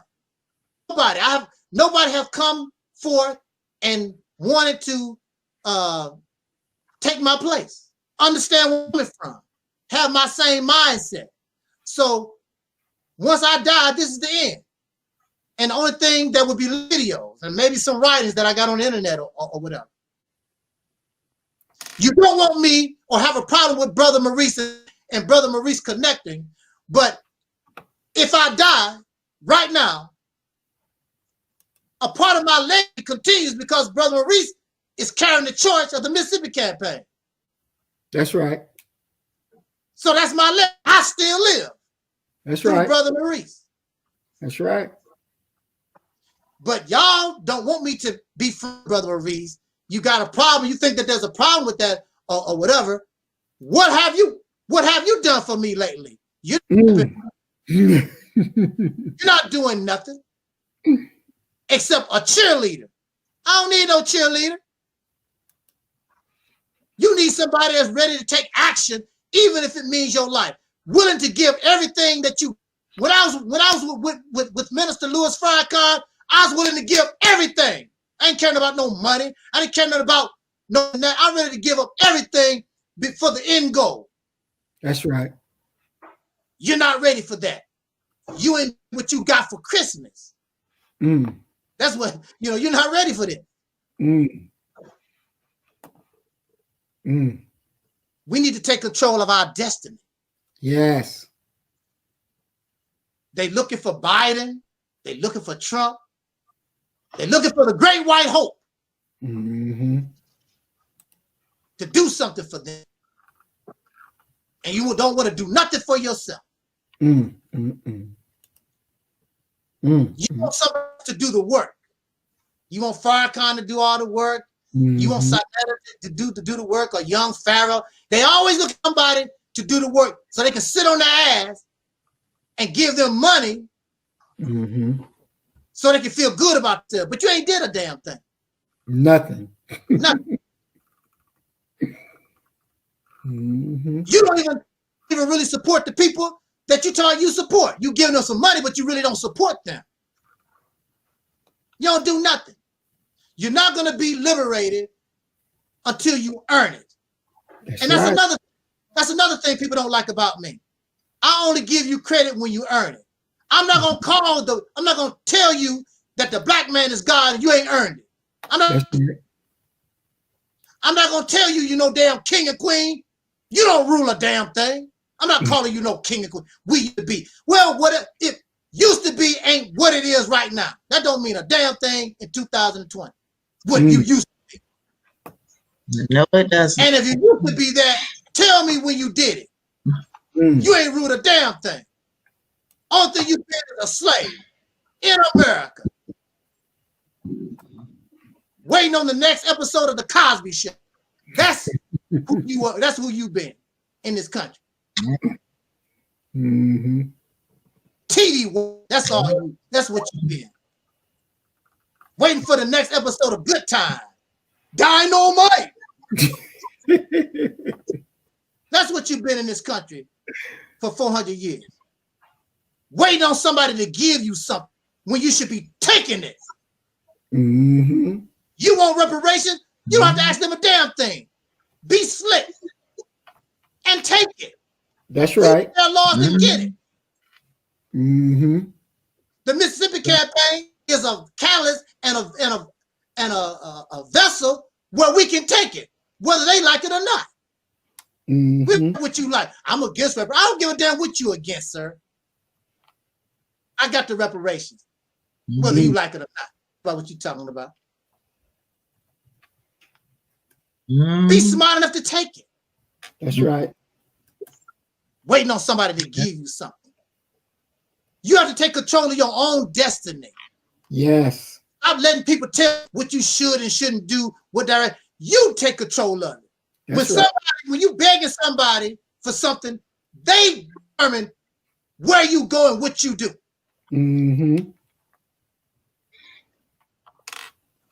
And how much you have. That. We're not into that on this platform. We don't do that. And for those of you who believe in God, wouldn't it be a beautiful thing? You said God come when Jesus come. Wouldn't it be a beautiful thing when you take control of your destiny? And when Jesus comes, a Savior come, and they come, when they get here, it's like, there ain't nothing for me to do. Because you done took control of your destiny. I took care of myself, sir. That's right. That's right. It's nice that you showed up, Jesus. It's nice that you showed up, Muhammad, but it ain't all necessary. Matter of fact, why don't you have a seat and we go get you some cocktail. We already took care. You know why? Because I'm God myself. Go ahead. That's right. I'm a God myself. I don't need to wait on you. So I want this in my conclusion. For those who keep pushing this narrative, well, if you so into that, when you move to Mississippi, you need to move to Mississippi. First of all, I'm not your savior. I'm not your Messiah. I'm not your leader. I owe you. I don't have to do nothing. So we don't even have to argue that point. I'm not responsible for grown people. Now you have people that say I'm your savior and I'm your Messiah. That's what they do. When you look at Mississippi, it has to be a prepared place. I'm not going to ask nobody to go to a place not prepared. Before a bird lay an egg, they make a nest first. They prepare that egg, making a nest. That's true. So the people, in order for us to do what we need to do, those who are living there already, they must be prepared properly. So when you make that move, everything else fall into place. The egg, the hatching of the egg, all that type of stuff, and things move forward. So it has to be prepared first. Mm-hmm. And so that's what we need to do first. If the people don't have the right mindset, it don't make any sense to do anything with them. They are satisfied with being in the condition that they're in. Why should I waste my time with people who want to be saved? I'm not. You might want to do that. I'm not into that. And then there are many who suffer from the what I call the little red hen syndrome. Come on You now. heard the story of the little red hen? Come on.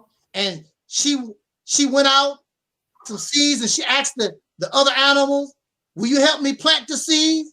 They said, no, I ain't gonna help you plant no seed.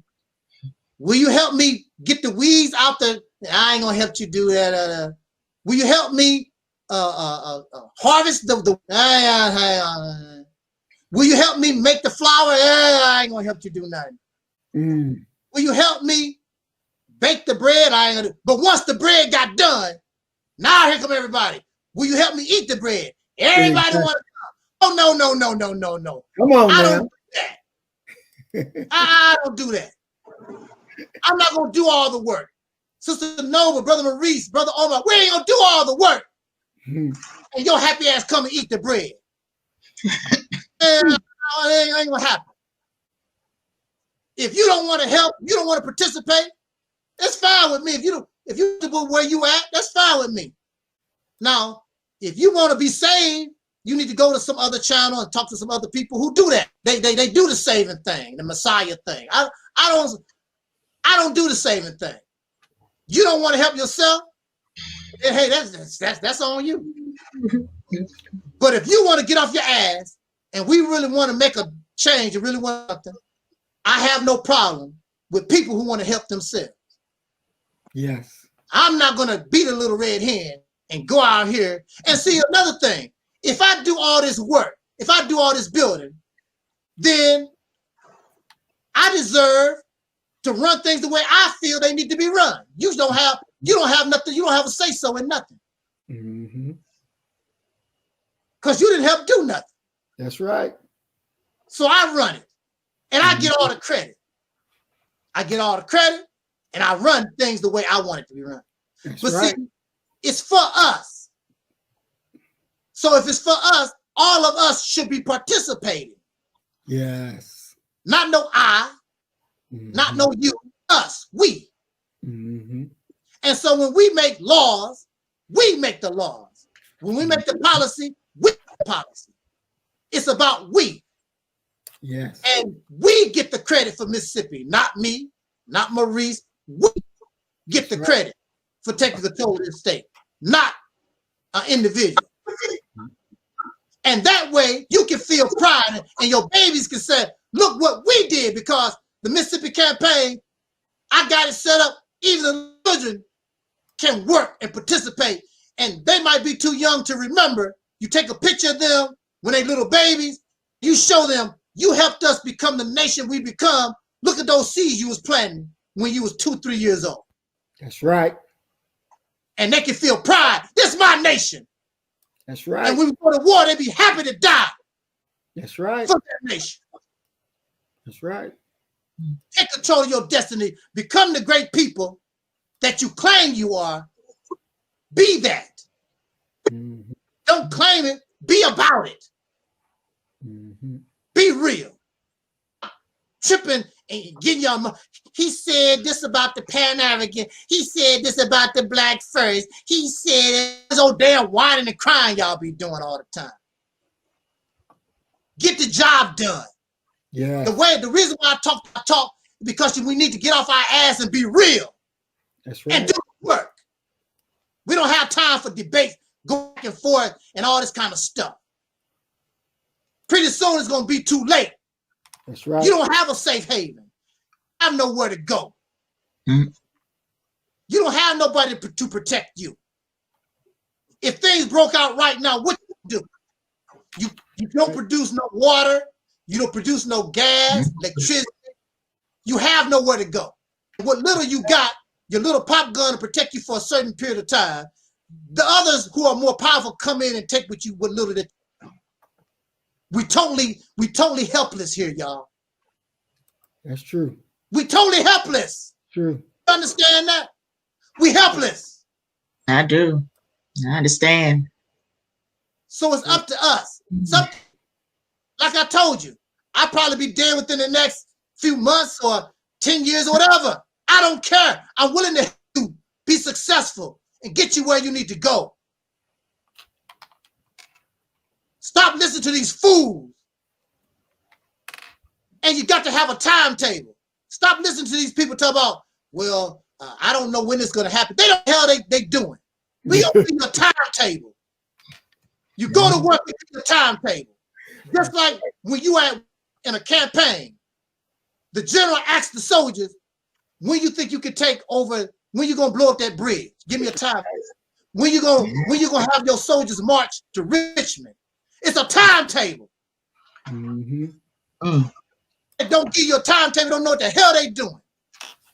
Mm-hmm.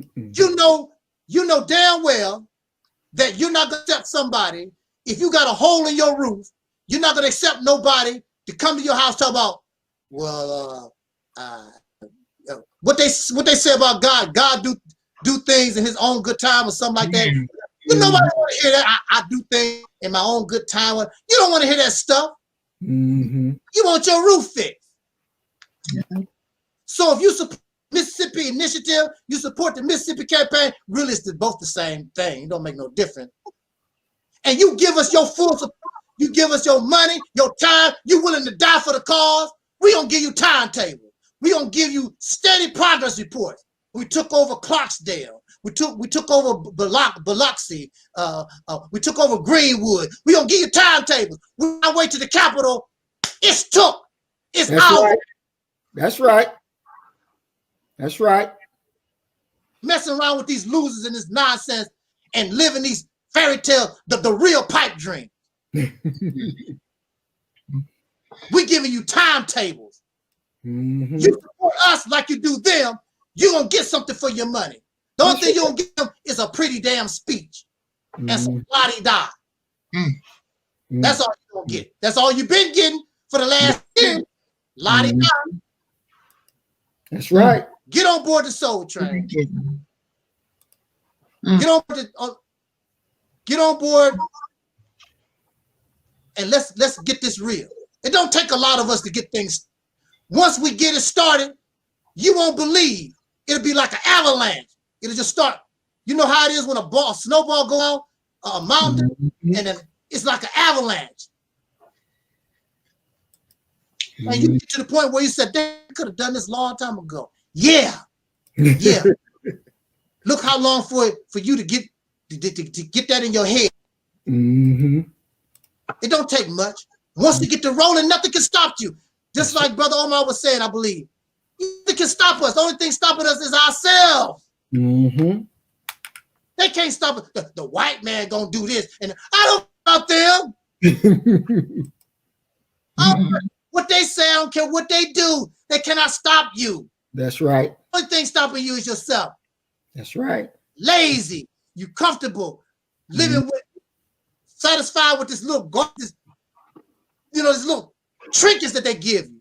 Right. They got real power. Have you ever been to a nuclear power plant? Have you ever been to an electric company, gas company? Have you ever been there, seen that type of stuff? Water company, they control your water that you think. That's the kind of power they have. Billion, trillion dollar corporation. You ain't nowhere close. But guess what? You control Mississippi. Now you're in a position to do it. That's right. Control gas companies. You can control electric companies. You learn how to do all that stuff yourself. When the Peckerwood don't want to help you, learn how to do it. We got people that know how to do that stuff. Get them to come and pay them. Pay your people for years. Bring them on. Exactly. Stop being cheap. Get our homeless off the street, bring them and give them a home.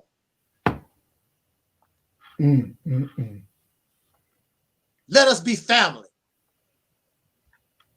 So one day, when we celebrate Soul Liberation Day, it'll be something like, wow, the greatest thing ever. And this is not to reduce the meaning of anything else, but to pull this off, you've done some amazing stuff. Our answer be really, really proud. And with that said, I want to thank everybody joining us this afternoon. I think our sister Omega, she dropped off. You know, it's a long. This is 1 4-hour talks, Brother Omar. It's another 4-hour talk.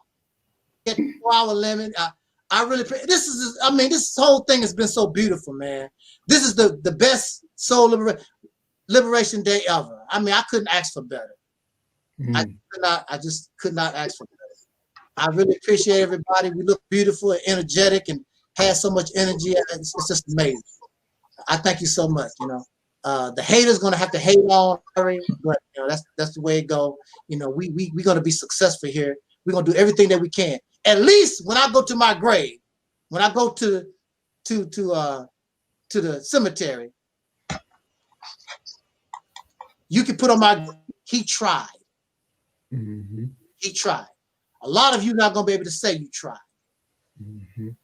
We tried our best. You know, I can't control other people how they. If it was up to me, this Mississippi campaign, this thing we've been done a long time ago. But it's not up to me. It's up to other people. So it's up to you to make up your mind. Help us. The first step is to promote, get people to talking, share videos, send the promotion of video out to wherever. You don't even have to know the people. Just see an email and just send it out. People to talk. Right. Because the people cannot act upon what they don't know. That's right. We got to let them know that there's something that can change their lives and the lives of their future generations forever for the better. So again, thank you, panelists, for joining me. Brother Talib on the speakerphone, you still there? Yes, sir. Yeah. So thank you for those in the chat room that always support us. Thank you so much. In the chat room, those who have been listening and those who will be listening later. Of course, I'm going to share the hell out of this video all over my social media. And Sister Double will tell you that I got some medical problems here, but it don't make no difference. I'm still going to be a tight fucker. And I'm going to get this video out here. And I'm going to do my best to put it out there. And even the old Mississippi campaign, Soul Liberation Day videos, Operation Exit, they have thousands of views right now. But we need a whole lot more than that. We need to get some 100,000, 500,000. You know, we need to get in there. The people need to know that the solution, the answer is here, and anything that you got, just bring it under one tree, umbrella. We got this. Only thing stopping us is ourselves. That's right. 5,000. Thank y'all so much for joining us. And where's my Miss Bad? I'm gonna put that out here before we split. Yeah, there we go. Yeah, put that out there. And we already 5,000. Thank you, brothers and sisters, for joining me. You made me very happy. I'm very proud. Yes, sir. Thank you, beloved. Thank you. And thank you too. Anybody want to speak real quick? You know, we still going. Yes, brother. Yes, thanks for once again allowing me on the panel today. And what was all said, I mean, I just can't believe how this energy is, like brother was saying, you know. I mean, this is definitely positive here, you know what I'm saying? Yes, sir. Everybody in sync, you know, ain't nobody, you know what I'm saying, having no temper tantrums and arguing and all that kind of crazy stuff, you know. Everybody, you know what I'm saying, on a common code, you know, as a common denominator. and everybody, understands where we got to go from here. And it's just that simple. Yes. And I can't really put it in too many more words, but just to say that, no matter how much we disagree with each other, we have to keep our eyes on the prize. And this goal to get free. Yes. You know what I'm saying? And also, what's more important, so our future generations won't never know what it is to be a so-called Negro. You know what I'm saying? Or a statistic, or a number, or a statistic whose lives have been lost streets. You know what I'm saying? Because of what this society produces. You know what I'm saying? And further degenerating us as a people. So I mean, we need to really understand that this is, much as this is important for us in the present right now, this is important for our future generations, our babies who will be born in the future, who won't have to understand or know what it is or what we're going through right now. Matter of fact, won't even be nowhere in their mind because they'll be in a whole different reality. Right. That's it. I'm gonna pass it back to you, brother. All right. Anyone else have any closing remarks? What I would humbly suggest is that is your organization incorporated? Now I want to see you, Brother Taalik. Brother Taalik.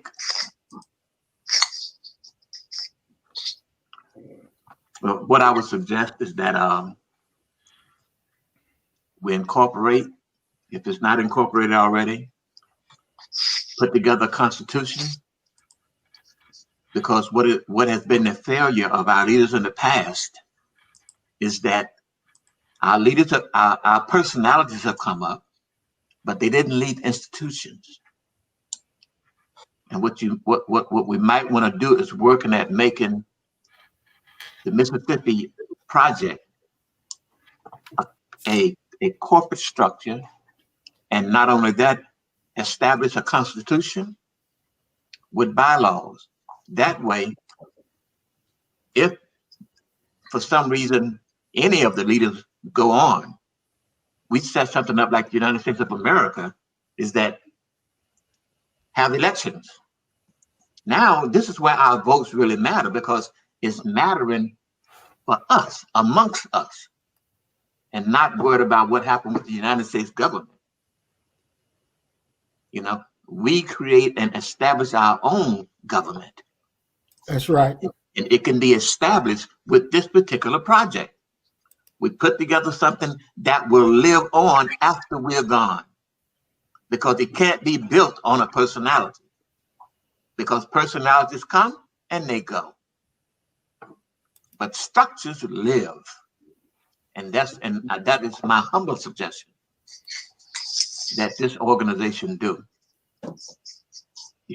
That way we got something we can pass on to our children. You understand what I'm saying, Brother Taalik?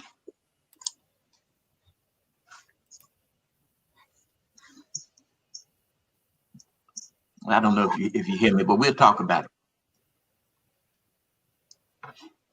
it. Thank you. Yes, I just want to say I agree, dear brother. We have to have, our own setup, our own organization, our own understanding of what the laws that we're going to create and how we're going to, carry them forward.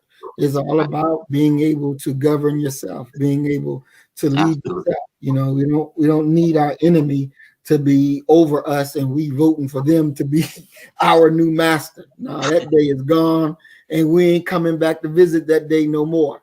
Absolutely. So, this is what it's about. Self-governance. We can prove.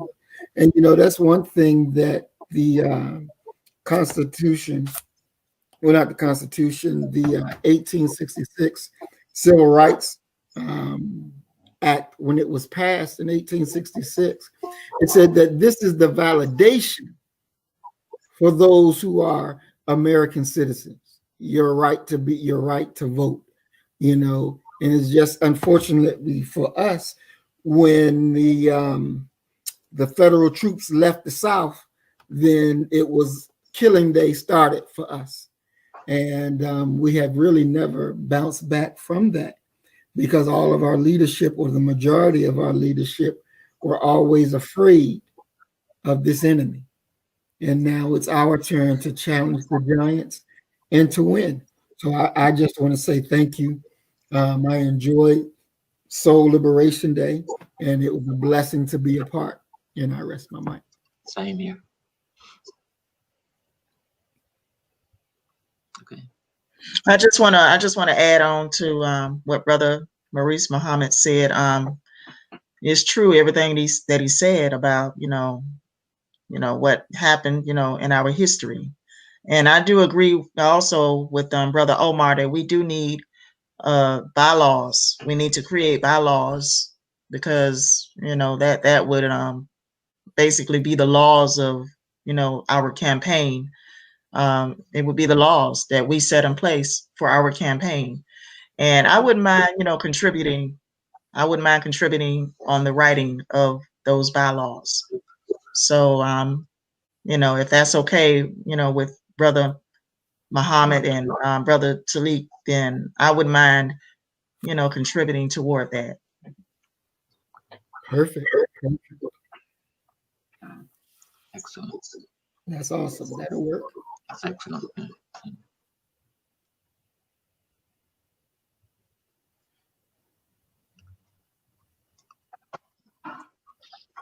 Yeah. All right. Okay. I had my mic. I'm having technical difficulties on my end. I could barely hear what everybody had to say, so I'm going to have to check once the video uploads, whatever. But again, thank you so much, Brother Omar. I'll be talking to you, you know, later on this week sometime probably. And Brother Muhammad, I really thank you for coming and your presence. You know, you're very powerful young man. And like I said, you are, you know, if I die today, you my only prodigy, brother Muhammad. Hey, that's it. I don't, you know, unless someone step up. And there's a brother, Sister Tangi. She has a son. I don't know. He's a little on young. I think he's only 10 years old, but he's fired up with Reality Temple, you know, video. But he's a young side. I need somebody a little bit more, you know, a little older. Mm-hmm. And thank you, my big sister Noble for and Sister Omega. Thank you so much. Be talking to you. We're gonna stay in contact. All of us stay in contact. And Brother Bakari was in the chat room. I want to send a shout out to Brother Bakari. And I just want to say also, in the end, I have ill will to nobody. You know, all that band stuff, that's the past. Y'all can throw it out to whatever. But we have to be serious about things. I don't have time to be playing games with nobody. And we have to respect one another and stop being so emotional over things. Come on now. You know, let's go ahead and accomplish something, because we really can be the greatest generation ever produced and make our ancestors very proud. And they can rest in peace knowing that we'll be all right. And also, yeah, send a shout out to your brother Muhammad. Huh? Children shall lead. She said, the children shall lead the way. Age ain't number. I know that's right. I know that's right. Believe me, we're working with that young brother. Mm-hmm. Sister Taji, she's a Reality's temple. She Reality's temple forever. So, you know, her people, her children is Reality's temple or nothing at all. So, yeah. So we want everybody to get on the soul train. We want everybody to get on the Be First train. We want to be one whoop ass. We want the ass out of these folks. You know, so that's what we want to do. And we want to accomplish something that we can be proud of. Something when our children look up, they say, look what we done. Mm-hmm. Not because the white man can have this or the Chinese said that you can do it. No, we did it because we took it. That's right. We became the gods. Mm-hmm. We said, be, and it is. Let there be light. We want the light. That's right. We want to go. That's right. And we got the power. It's right here. The kingdom of heaven is right here with us. All that we got to do is just do it. Stop being scared. Like the brother said, you know, you scared to go from one place to, you know, you scared of the unknown. You know, there's nothing to be scared of. That's your heaven that you're talking about. That's your salvation that you're talking about. That's the gift you giving to yourself. You don't have to wait on Santa Claus. That's right. So thank you, Sister Muhammad. She said, be one whoop ass.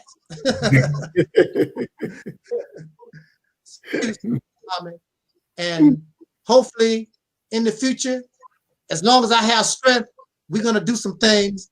And come on, y'all. Let's don't say support without action. You got to put some actions behind that support. We don't need cheerleaders, you know. I'll leave the cheerleading to those half-naked ladies at them football games. We don't do cheer. We don't need any cheerleaders. On that note, y'all have a nice night. I thank everybody, and we are Audi 5000. Thank you for joining me on Soul Liberation Day 2021. We out. Peace. Peace, everybody. Peace. I guess we're going out. Yeah. Oh, you know something? What I forgot to do? Well, that's because I had all those. That commercial crap going on. I forgot my little thing. I like that.